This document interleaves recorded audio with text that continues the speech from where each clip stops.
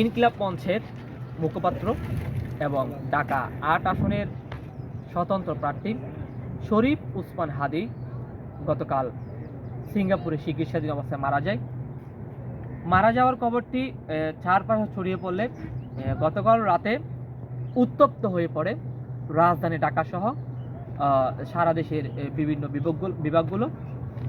আর সেই উত্তপ্তর এক পর্যায়ে যারা আন্দোলনকারী রয়েছিলেন তাদের সাথে অনেকে বলছে তাদের সাথে যারা কুচক্রী মহল ছিল তারা তাদের সাথে সেখানে মিশে গিয়ে দর্শক আপনারা জানেন গতকাল রাতে দেশের স্বনামধন্য দুটি পত্রিকা দৈনিক যে প্রথম আলো এবং দ্য ডেইলি স্টার পত্রিকার যে অফিস সেই অফিসগুলোকে অগ্নিসংযোগ করে ভাঙচুর করা হয়েছিল। যে গণমাধ্যমের স্বাধীনতা, গণমাধ্যম কর্মীরা কতটুকু বা তারা স্বাধীন, তাদের এই পেশায় কতটা তারা স্বাধীনভাবে কাজ করতে পারছে, এই বিষয় নিয়ে আমরা কথা বলবো। যারা বৈষম্য বিরোধী ছাত্র আন্দোলনের নেতৃত্ব দিয়েছিলেন, যারা জুলাই বিপ্লবের সময় একেবারে মাঠে ময়দানে কাজ করেছিলেন, সেই সকল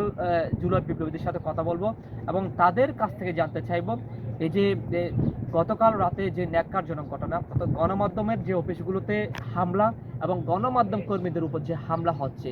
এই বিষয়টিকে তারা কিভাবে দেখছেন, এই বিষয়টি শুনুন তাদের মুখ থেকে।